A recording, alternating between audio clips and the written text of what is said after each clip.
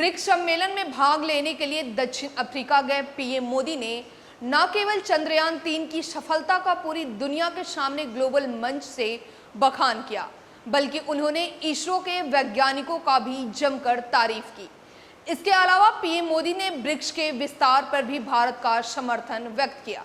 दरअसल ब्रिक्स सम्मेलन के आखिरी दिन दक्षिण अफ्रीका के राष्ट्रपति सिरिल रामाफोसा के साथ संयुक्त संबोधन में पीएम मोदी ने भारत के चंद्रयान-3 मिशन की सफलता पर ब्रिक्स के मंच से दुनिया भर से मिल रहे बधाई संदेशों के लिए सबका आभार जताया।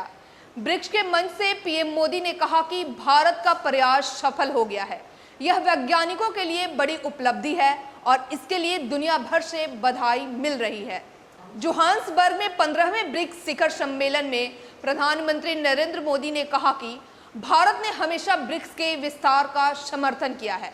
भारत का मानना रहा है कि नए सदस्यों को जोड़ने से ब्रिक्स एक संगठन के रूप में मजबूत होगा।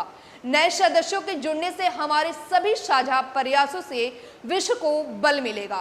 उन्होंने कहा कि मुझे खुशी है कि हमारी टीम ने मिलकर कई मुद्दों पर सहमति बनाई है और मुझे विश्वास है कि इन देशों के साथ मिलकर एक नई गति और ऊर्जा देंगे। उन्होंने कहा कि जिन देशों ने ब्रिक्स के साथ जुड़ने की अभिलाषा व्यक्त की है, उनका भारत साथ देगा। So maybe he'll be outlining the scientific aspects of how the lunar model is going to proceed forward. Prime Minister.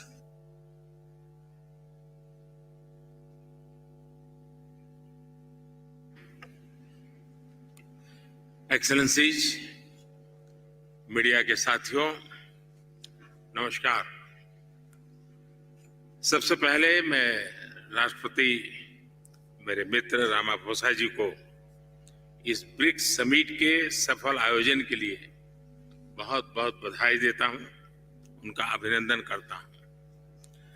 मुझे खुशी है कि 3 दिन की इस बैठक से कई सकारात्मक परिणाम सामने आए हैं।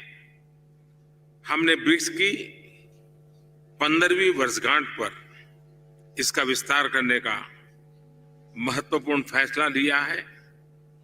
जैसा मैंने कल कहा था, भारत ने ब्रिक्स की सदस्यता में विस्तार का हमेशा से पूरी तरह समर्थन किया है। भारत का ये मत रहा है कि नए सदस्यों के जुड़ने से ब्रिक्स एक संगठन के रूप में मजबूत तथा हमारे सभी साझा प्रयासों को एक नया बल देने वाला होगा। इस कदम से विश्व के अनेक देशों का मल्टीपोलर वर्ल्ड ऑर्डर में विश्वास और सुदृढ़ होगा। मुझे खुशी है कि हमारी टीम्स ने मिलकर एक्सपांशन के गाइडिंग प्रिंसिपल्स, स्टैंडर्ड्स, क्राइटेरिया और प्रोसीड्यूर पर सहमति बनाई है और इनके आधार पर आज हम अर्जेंटीना, इजिप्ट, ईरान, सऊदी अरब, इथियोपिया और यूएई का ब्रिक्स में स्वागत करने के लिए सहमत हुए हैं। सबसे पहले मैं इन देशों के लीडर्स और वहां के नागरिकों को बहुत बहुत बधाई देता हूं।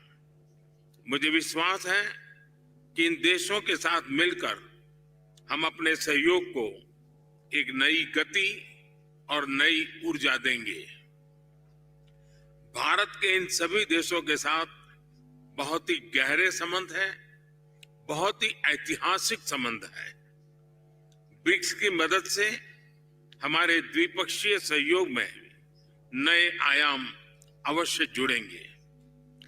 जिन अन्य देशों ने भी ब्रिक्स से जुड़ने की अभिलाषा व्यक्त की है, भारत उनको भी पार्टनर कंट्रीज के रूप में जुड़ने के लिए कॉन्सेंसस बनाने में योगदान देगा।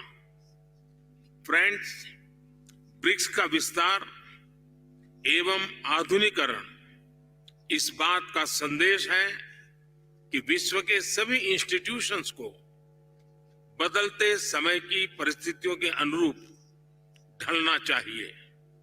ये एक ऐसी पहल है जो 20वीं सदी में स्थापित अन्य ग्लोबल इंस्टीट्यूशंस के रिफॉर्म के लिए एक मिसाल बन सकता है।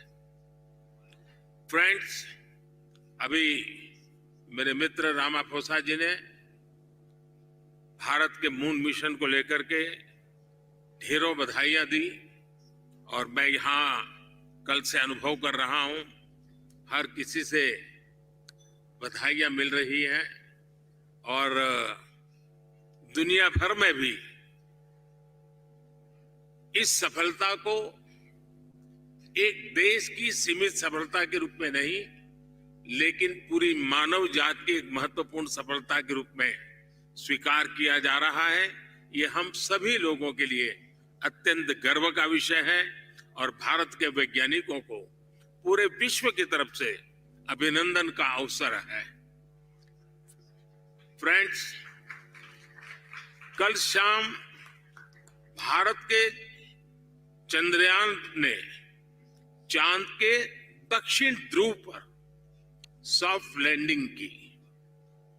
ये केवल भारत के लिए ही नहीं, बल्कि पूरे विश्व के वैज्ञानिक समुदाय के लिए एक बहुत बड़ी उपलब्धि है। और जिस क्षेत्र में भारत ने अपना टारगेट तय किया था, वहां पहले कभी कोई प्रयास नहीं हुआ है और ये प्रयास सफल हुआ है।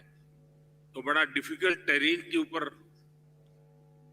विज्ञान हमें पहुंचा पाया है। ये अपने आप में विज्ञान की, वैज्ञानिकों की बड़ी सफलता है। इस ऐतिहासिक अवसर पर आप सबकी तरफ से मुझे